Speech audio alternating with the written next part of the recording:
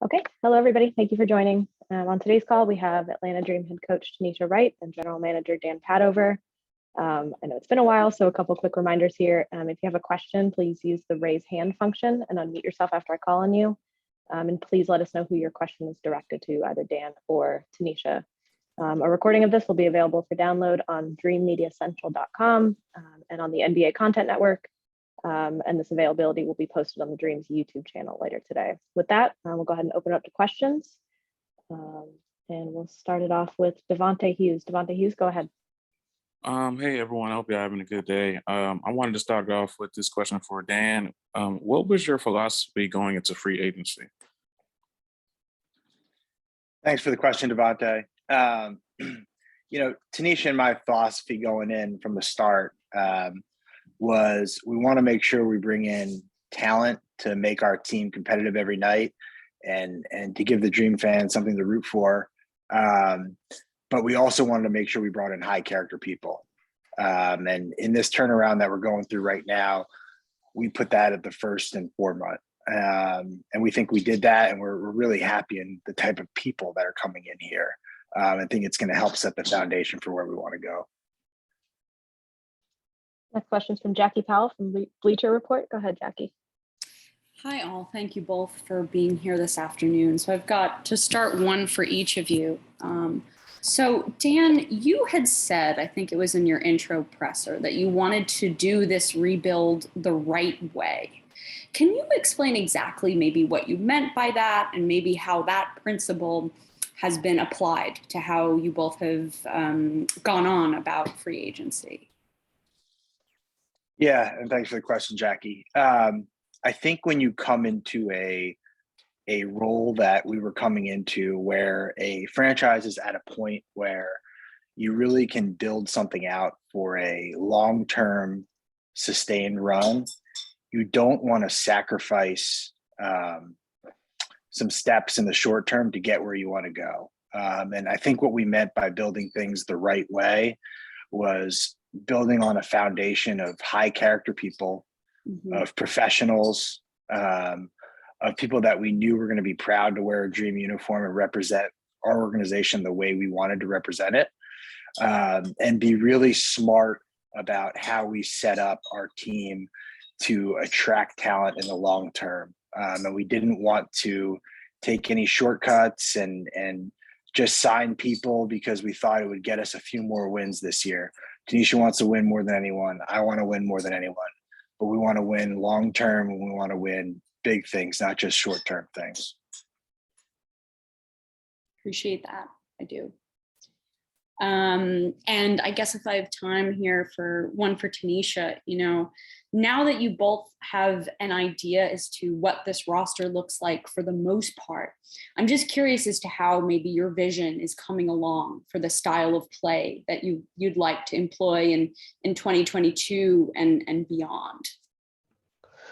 I'm sorry, Jackie, I cut out. Can you repeat the question for me, please? Oh, of course, no worries. So now that you all have a better sense of what the roster looks like now, rather than, when you were first hired, I'm curious as to how the vision is coming along for the style of play that you'd like to employ this year in 2022 and obviously in years beyond this one too.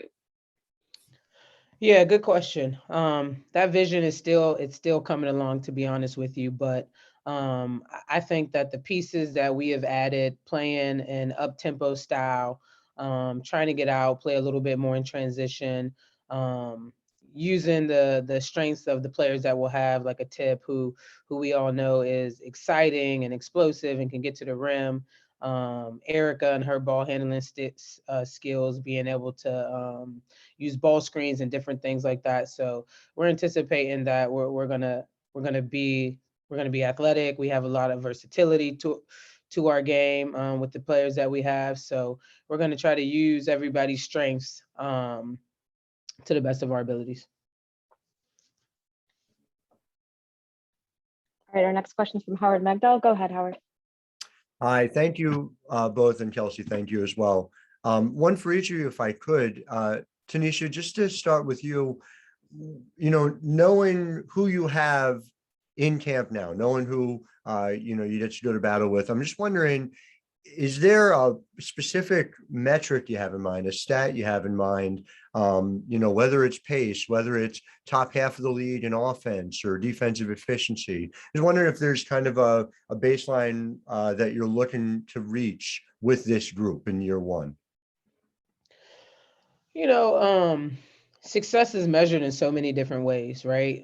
So for me, like when I look at this group, success is going to be measured in how we approach every single day, how we come to work every single day, the competitiveness that we bring to the table every single day. And so ultimately, Howard, that's what I'm looking for. I'm looking for us to be a team that when we step out on the floor, everybody knows that we are going to compete. We are going to compete at the best of our abilities. So how we compete is what I'm measuring and how I'm measuring going forward from here on out. But so yeah, that's how I see it right now. The other things will come and they will develop as we start to gain chemistry and get to know each other on the court. Appreciate it. And Dan, I just, in terms of the decision to move on from Kennedy, I'm wondering if you could take me through that. Obviously there was conversation earlier in the offseason where it sounded like she was going to stay. If just kind of run us through that process, if you could. Yeah, thanks, Howard. I think, look, going into this year, it's no secret to anyone that there wasn't the best season for Kennedy and the Dream as a unit. And Tanisha and I wanted to make sure we went into 2022 with an open mind. And we had every intention of Kennedy coming into camp, and we were looking forward to having her a part of this organization. As free agency unwinds, sometimes opportunities come up. You're always weighing things. And we took a look at the trade at hand and thought it made the most sense to give us a fresh start, to give Kennedy a fresh start. And we were super excited to get, an all-star MVP in Erica Wheeler, a really good pick in this year's draft, and a first-round pick in next year's draft. And looking forward to having a fresh start for us. We wish Kennedy nothing but the best in LA. Looking forward to a fresh start with her. But overall, when the opportunity came, it was the best decision for our franchise. And just if I could briefly follow up on it, does it change your window and your arc? I know, in Vegas, there was a conversation about a 3-year window. In New York, it was a little different.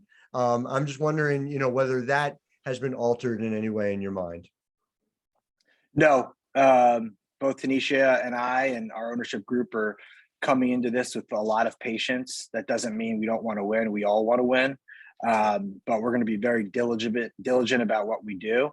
That trade had a lot of diligence involved in it, and doesn't change any way our strategy has been presented since we walked in the door to today. Appreciate you both. Thank you. All right, our next question comes from Tyrone Monday. Go ahead, Tyrone. Hey, the question's for Dan. Going into this all season, seeing you going to get so many bigs, you got a couple bigs, signing a lot of bigs coming in. Was that a focus for you coming into this off season, or was that just something that you thought was needed for this team? No, coming into the offseason, I think we had 4 players under contract. So it may have seemed like we started with a lot of bigs, but we've got a roster of 12 we need to fill out, and a training camp roster of 15 we need to fill out. So there'll still be more additions at the other spots. I just think maybe some of the chips started to fall first at the post position. Questions from Isaac Jasper. Go ahead, Isaac. Hi, this is Isaac Jasper here from Living the Dream podcast. This question's for Dan Padover. I wanted to know the situation with Kia Stokes. A lot of fans were adamant that she was going to be signing with Atlanta, and just abruptly ended up, changing her mind. So what was the thought process behind potentially signing her and then eventually not signing her? So. Yeah, thanks for the question, Isaac. The free agency period goes from January 15th to February 1st. We were talking with Kia Stokes, and she was in a place where she was going to come here and decided to change her mind and go to Las Vegas. And we were fortunate enough to bring in Kia Vaughn and Monique Billings and feel really, really good about both of those players and wish Kia nothing but the best. All right, I've got a couple questions here from Spencer Nussbaum from the Next. He surprisingly did not make this availability. He's on all of ours. This one's for Tanisha first. You both have obviously talked a lot about culture and veteran presences. In what specific ways will each of the new roster additions help the younger members of the team develop? Yeah, good question. I think the people that we brought in are first and foremost consummate professionals. You look at a Kia Vaughn throughout her career, every step of the way, nothing but amazing things to say about her, shows up every day, does her job. And there's something to be said for having that as an example for not only the younger players, but also it gives more linear players the feel that they know when they come to work every day, that's what it is. They're able to come to work. They're not worried about other things because they know they have people surrounding them that are also looking to come to work every single day and do their job. So I think that Key is going to be a great example. You look at Erica again throughout her career, wherever wherever she has been in Indiana, lastly in LA. She's going to be a great role model for somebody like Ari, who's young, still growing up in the profession, still learning in the profession. So Erica has a lot of experience to be able to impart onto Ari. So Ari will be able to gain that from them. Tip, who obviously is entering into her 10th year.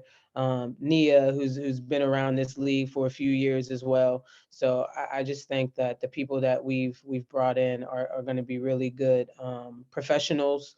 They're really good people, and it's going to be a fun atmosphere to be in for all of our players. Awesome. And then a second question from Spencer. This one's for Dan. He wanted to hear more about your expectations for the 2022 draft, specifically what sort of ways you'll find value with your 2 second-round picks. Yeah. I think the encouraging thing about this draft is that we pick at number 14 and number 15 in the second round. And I think a lot of GMs in our league would argue that depending where you're at, you may be able to get the same player in the back half of the first round that you could in the top half of the second. So I think it's exciting to us that there's a group of players, call it from 6 or 7 to, probably about 15 or 16, that we're all looking at as GMs and head coaches and trying to find the right fit and the right player to develop. And we're at a time in our franchise where we're really trying to get as many of these young professionals in that we can develop and be a part of this for the long term. So both of those picks are very exciting for us to have. Thank you. Our next question is from Lindsay Gibbs. Go ahead, Lindsay. Hi, thank you all so much for holding this call. I want to talk, there's been a lot of talk, and your PR director was on social media sharing how seats are being sold out for the season, courtside seats, and that there's really something exciting building in Atlanta. Can you talk a little bit about how the organization is going about kind of trying to bring that excitement to the team and what that excitement kind of means to you all from an organizational perspective, because it's obviously been a franchise that's had a lot of ups and downs over the past few years. Yeah, I'll start, and T, feel free to jump in. I think if you take a look at the top down, right, that's where a lot of the energy is coming from. We had an influx of new ownership, about a year ago. They, kind of let the season play out and really learned a lot about what the W is and what they need to do to make this franchise what they want it to be. They made a phenomenal hire on the business side, bringing in Morgan Shaw Parker from the Falcons. They brought in Tanisha, who at the time was the most coveted head coach, promoted Darius. I came over, and I think everybody around our office and now the players are starting to feel kind of a reset and are getting really, really excited. And while on the outside, it's probably not being able to, you probably can't feel it yet. We all feel it, and Kelsey feels it, and Tanisha feels it. And it's really exciting. I was in New York and Vegas two phenomenal franchises and had a lot of fun. I can honestly say, and I tell my wife every day, this is the most fun I've ever had, and it's the most excited I've ever been because I see where we're going and we're all doing it together, and we're doing it with great teammates as people and players and with a whole lot of professionals. So there's a feeling for us internally where we're all geeked up, and I can't wait for the fans to have that same feel. And I know the players are starting to get it as well. Awesome. I have one follow-up question. I don't know if Tanisha wanted to add to that too, but also just, obviously few players have meant as much to the Atlanta Dream over the years, the last few years as Elizabeth Williams. So I want to talk about, losing her in free agency, kind of what that process was like, and I guess kind of your thoughts on what she's meant to the organization. Yeah. Look, Elizabeth was a staple in this organization the past few years, and we were very transparent with E throughout the whole free agency process. She was very transparent with us. She was actually the first meeting we took. Sometimes for both an organizational standpoint and a player perspective, it's just time to move on and to find a fresh start. I think E's really excited about the opportunity that Washington presented itself. And we're super happy for her. Not to say that, she's not a part of this franchise. We always value her and she'll always be welcome back. But I think she's at a point in her career where going after a championship in Washington was super exciting. And we wish her nothing but the best. I know we have a lot of questions here. We'll try to get to as many as we can. For now, we'll go back to Howard Magdal. Go ahead, Howard. All right, I'll make this quick and easy then. Given what you guys have seen, what you've gotten in free agency, given the draft ahead, Tanisha, Dan, for each of you, not a player, but a type, a skill, what are you looking for? What's the thing you want to add next? To be honest, Howard, I think we're looking for. We've said this, and this has been our rhetoric, and it's absolutely true. We're looking for kids who are going to be good teammates, who want to come in, who want to work as hard as they can, and who are excited about the opportunity to join the Atlanta Dream. Lindsay asked the question about the excitement, and it's absolutely true. There are people that are super excited. I think the fans are getting antsy as well. And so we just want to keep adding people to our team, to our roster, to our staff that are excited about what we're doing here in Atlanta. Jackie Powell, we'll go back to you. Go ahead.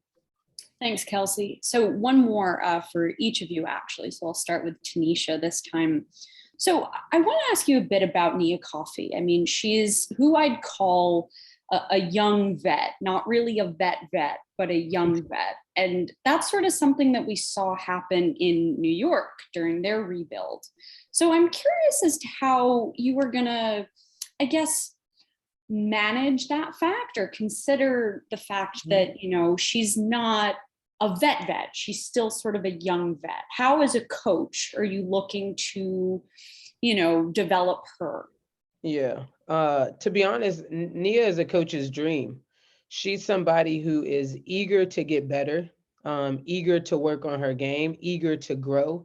And so when you have somebody that comes in with that mentality and with that attitude, it's easier for you as a coach because they want it, So in terms of managing it, Nia's going to have plenty of opportunity. She is somebody who gives us a lot of versatility to our roster, playing both the 3 and the 4 for us.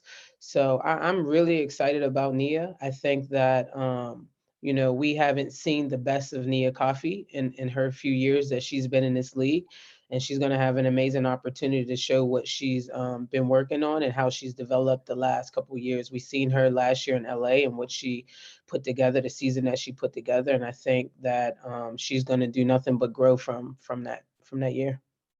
Absolutely. I appreciate that. And Dan, when we discuss rebuilding and young teams in general, there's usually some sort of focus on player development and having the infrastructure possible to develop these young players during the season. So I'm curious as to the type of thought that both you and Tanisha have given to the coaching staff, when it comes to having coaches who have experience in player development. Yeah, thanks, Jackie. It's probably the one thing that Tanisha and I talk about the most in relation to the coaching staff. And we've been very diligent throughout the process. And to Tanisha's credit, she's done a lot of work in looking to see who she wants to bring in on her staff. We'll have an announcement out as we get closer to camp. But two things are, we plan on having a full bench of 3 full assistant coaches. And we also plan to add a full-time player development role that will be here in Atlanta year round to help grow any players that stay stateside. And we think that's super important as this league continues to grow and players don't continue to go overseas. We want to make sure that any player that wants to stay here and work on their game for 12 months, we're providing the proper resources. And our ownership group's been super supportive in that regard. And I think it's what makes Tanisha and I super excited about where we're going. All right, next question is from Cool McCain. Go ahead. Good afternoon, guys. Thanks for having me on. My question is actually for Tanisha. I wanted to first say, welcome to the team, Tanisha. We're excited to see what you're going to do with the team during your first season.